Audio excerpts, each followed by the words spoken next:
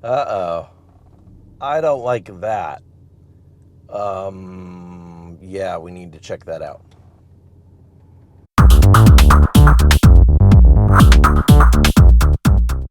Hey all, Brendan, welcome back to the channel. Cliff Jumper here, and we are back in my Mk4 R32 that I have had for almost 20 years. I'm the original owner, and it has been remarkably reliable as far as cars in my experience go. But we've got a check engine light showing up on the dash, and so I thought, you know what, there's actually kind of a grocery list of things that this car needs, and now that there's a check engine light illuminated, we're going to go through the list of everything that is wrong with my R32. So let's get into it. Fortunately, on this car, because I've got the color MFA, I don't actually have to go get a my VAGCOM or VCDS. I can use this to read the fault codes on it right on the dash. So it's connecting, and we've got two different error codes. And we're going to go ahead and read them. We've got lean limit exceeded, okay. Upper limit exceeded, and then on this one, it's system to lean, upper limit exceeded. All right, I'm not going to clear them just yet because I want to make sure that I'm fixing what is actually wrong. So I'll leave the annoying check engine light for now, but with this color MFA system, I can actually clear the codes right from the dash without having to plug anything else in. That's kind of a neat feature. Now, as it turns out, these two codes are related to vacuum leaks. So let's go look under the hood and see what we find. Underneath here, and I've already done a little bit of poking around, truth be told, to look for vacuum leaks. There are not a lot of places on the VR6 where it can develop a vacuum leak. Most of them are underneath the pretty plastic cover here that I painted many years ago. So some of the places it could be is right here by the fuel pressure regulator. That's one notorious spot, and it's nice and tight. The vacuum hoses are tightly connected, so that's not an issue. I just checked out the bottom of this, and it's fine.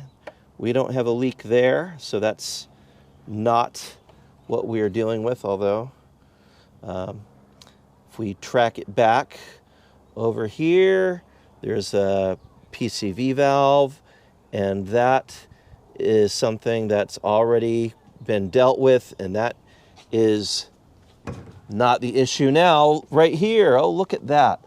We've got a whole bunch of oil along this hose, which is part of the breather assembly that comes along there.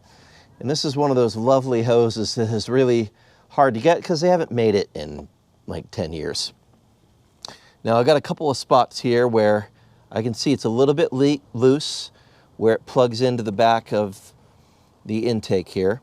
And you also notice my ghetto flex seal fix, because this hose had a leak some years ago, and I used the flex seal stuff to just do a quick fix, figuring I would replace it sooner or later. And it turns out much, much later, because it's been about 10 years that that flex seal has been fixing it. So judge me if you want for the ghetto fix, but it did the job for a really long time. And did a cursory look online to see if we could find another one of these replacement hoses. Haven't found one in stock anywhere yet. I'm gonna keep looking, but in the meantime, how do you think I'm gonna fix it? If you guessed I'm gonna go get some more Flex Seal and wrap it back up, clean it and rewrap it, you are right on the money, because 10 years worth of fix from a stupid ghetto thing right there, absolutely, we are gonna do that again. So I will go get some Flex Seal, black this time instead of the clear. I'd happened to have that rolling around the house the last time I did this a decade ago, because we were doing some repairs to garden hoses and sprinkler systems and things of that nature, and that was pretty good for that. So anyway, I'll get some black Flex Seal hose. We will rewrap that. I will probably put a little bit of RTV silicone in this connector here. There is an O-ring I could replace, and maybe I happen to have the O-ring. I don't know, but I will look and see if we do have the O-ring for that, and then I can replace it. But that should sort out our issue with the check engine light. However, getting back into this, as promised, I have a grocery list of everything that is wrong with the R32 currently. So it's not just the check engine light. We've got a pretty long grocery list of things that need to be worked on the car. She is, after all, almost 20 years old, and even though she is in really, really good condition overall, and I'm very, very happy with her, there is a lot of little stuff that needs to be dealt with. So we are gonna do a few things. Now, some of this is not like super critical on the maintenance, but it's just annoying. And I'll walk you through it. The first thing is the projector headlights here. They have HIDs in them, and they've been fine. I've had these for 15 years. But the ballasts are starting to get weak on this one. I'm getting a little bit of flickering, and I recently had a company reach out and offer to give me some LED replacements to go inside here instead of the HIDs. So I will try those out and see the comparison between the LED, and I'll keep an HID in place, and we can just do a side-by-side comparison and see how that works. So that's going to be happening. Along the front here, you will see many little rock chips and imperfections in the hood. And if we go down here into my bumper, there's some scratches. This is not dirt. These are all rock chips from 174,000 miles of driving. Now, you may be aware of this. This may be news to you, but at a lot of car dealerships, they have a special detailing guy who comes around with this color chip stuff, and they will make all of that road rash disappear very inexpensively. So I'm going to reach out to one of those guys, because I'm not going to try it myself and ruin the front of the car. But we're going to get one of them to come out and document as they deal with the tons and tons of rock chips on the front of the car and make it just a little bit more presentable. One of the features that I introduced to the car when I lived in the Midwest for a couple of years, I managed to blow out the power steering doing too many donuts in the snow because I was just having way too much fun. And I did replace the power steering pump, but the one that's in here, it's never been back to factory perfect. I've bled the system many times. I've made sure it's the right amount of fluid, the right kind of fluid, but I think the pump that I put in was just not quite up to snuff, so I'm gonna replace the power steering pump, rebleed the system, and see if we can restore the operation of the power steering the way it really ought to be. It should be like single finger light turning the wheel, and it's not. So we'll deal with that. Another old car thing, because this is the manual 6-speed with the hydraulic clutch, if you were to look down there, you see I've already replaced the clutch bleeder block, the factory one that's got some issues with it, with the billet aluminum one. I think it's from ECS Tuning, so I can bleed the system a lot easier. But there is a rubber hose that goes from the hard line up to, well, it's somewhere back in there, if I recall, back by the ABS system. Anyway, there's a rubber clutch line in addition to the hard line that's down in there. And that rubber line it's almost 20 years old, so I'm sure it's got a lot of flex and give to it. And it could, at any moment, just burst and leak. So we're gonna replace it. I have a replacement. Actually, when I replaced these brake lines with the steel braided and coated lines, it came with that kit, and I just never installed it. So now it's time. We will do that. Motor mounts. Still has the original factory motor mounts, as you can see there and there. I have already replaced the dog bone motor mount underneath with one that has polyurethane inserts. It's much better, but these ones are tired and they need to be replaced. So we're going to be putting in the BFI Stage 1 motor mounts, Black Forest Industries. It is getting close to being time for timing chains, although nothing's making noise, and when I check the specs on VCDS, it's still within specs. So we're just going to keep a careful eye on the timing chain situation. When we do timing chains on this car, I am going to do cams as well. So we'll just, as long as we're going in there, we may as well improve things a little bit. So we'll do cams and timing chains when it's time. But, oh yeah, back here, I have a bad wheel bearing back here in this rear hub. So that is gonna be a thing where I gotta remove the whole knuckle, take the whole thing out, take it to a machine shop, have them pull out the old bearing and press a new one in. Kind of a pain in the neck, but this is gonna be one of those. The R32 is down for a little bit while I do this work because it is also time for brakes all the way around. I'm finally down to the wear spec on both the rear brakes, and if you see the front, how they used to be slotted, you see just the pale little indication where there used to be slots. This is definitely done. We are down to end spec on these brake rotors. So new rotors, new pads. We'll clean up the calipers, probably repaint those, get that all back in proper spec.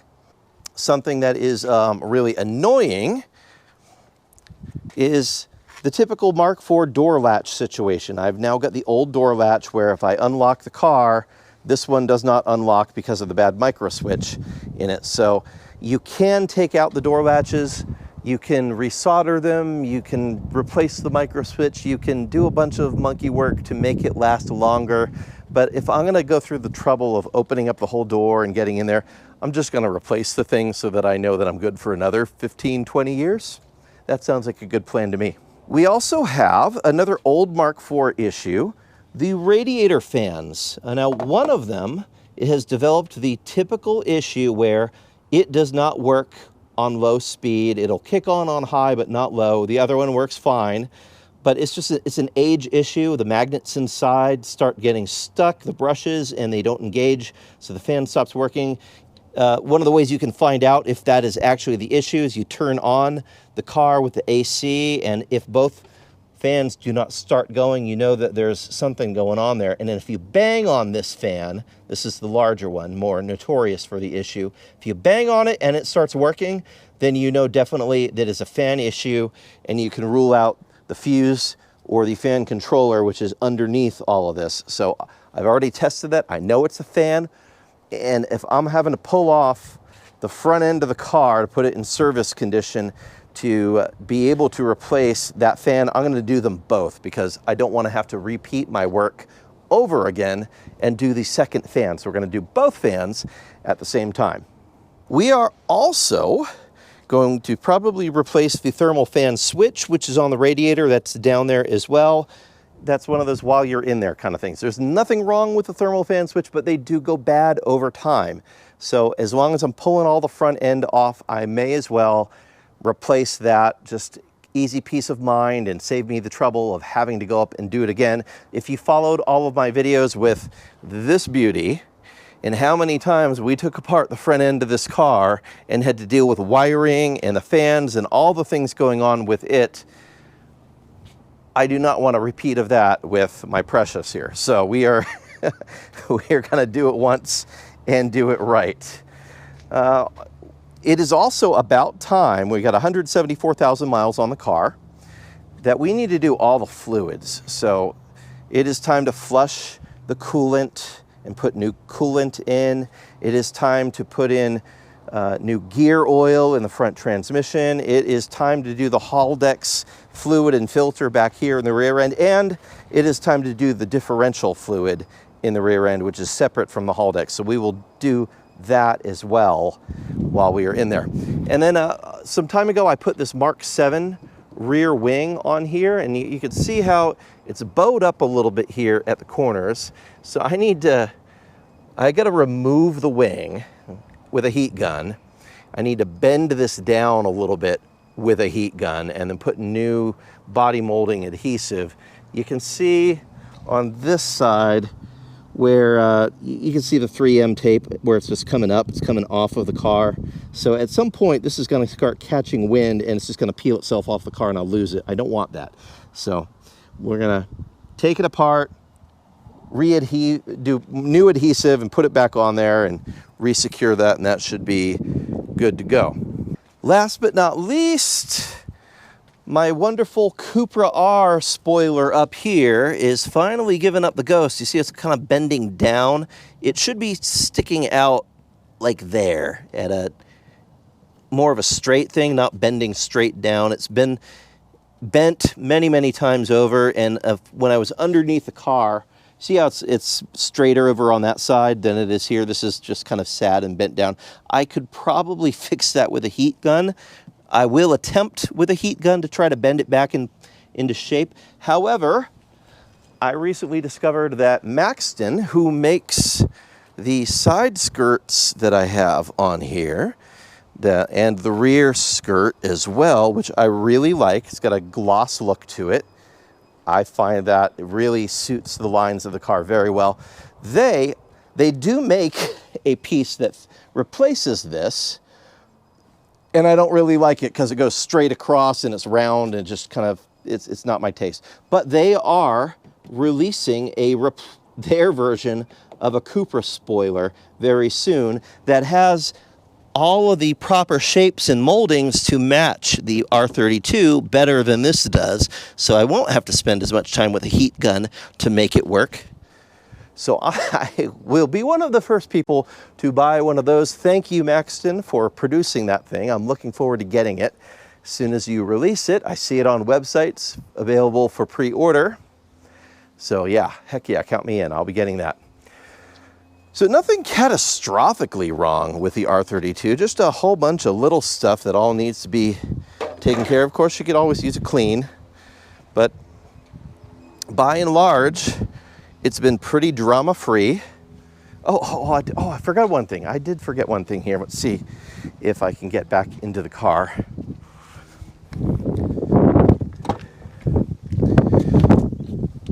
So we had been talking about the radio situation, how I've got the fat box, and I have the factory radio navigation, the factory Navi. And it has an auxiliary in, which currently on my car, because this is how far back I went, he used to have iPods and an iPhone with an actual headphone jack. Let me turn this off for a second. And so I could plug that into my phone and use my phone in the car while it was mounted right there. However, my current iPhone doesn't have a headphone jack, so this has become useless and obsolete. But there is a Bluetooth module that I discovered that plugs into the same port that this does in the back. So we're going to be deleting the old headphone jack accessory, and we are going to be adding a Bluetooth module so that I can keep my factory correct vintage navigation in all of its glory, but still be able to come into this century with the Bluetooth and be able to use my phone through the system. So that is going to be happening soon, and I'm pretty excited about how that is going to turn out. So anyway, that is everything that is wrong with my Mk4 R32 right now, and all of these are things that we are going to be diving into over the coming weeks. We'll also be working on the Corrado. The Corrado's got some work to be done on it, and for those of you who are fans of the Fiat, we're diving back into the Fiat too. So that's the upcoming material that we'll be producing, because the Fiat's got to be done by the beginning of July so that I can drive it in the 4th of July parade in Coronado. That's the goal there. So I got a list of stuff I have to do on that. I'll do a different video as we're getting into that. The Corrado, I already talked about this last week, so that's got some stuff happening. But right now, since she is at the moment my principal working fun car, I'm gonna get all this work going as soon as the Corrado is up and running, and we'll deal with all of these issues so that she can continue to be the fun car for a long time to come. Anyway, thanks for tuning in. We will be jumping into all these projects as we move along, and I'll keep you updated with how it goes. How hard could it be, right? Yeah, famous last words, and those who follow me for a while know that that always bites me in the you-know-what. So thanks for tuning in. Hit subscribe if you have not. Hit like. It definitely helps get our channel out there to other people, even if you're just morbidly amused by our predicaments. But yeah, thanks a lot. Appreciate you, and we'll talk to you soon. Bye-bye. And on that terrible disappointment, it's time to say goodbye. We'll be back.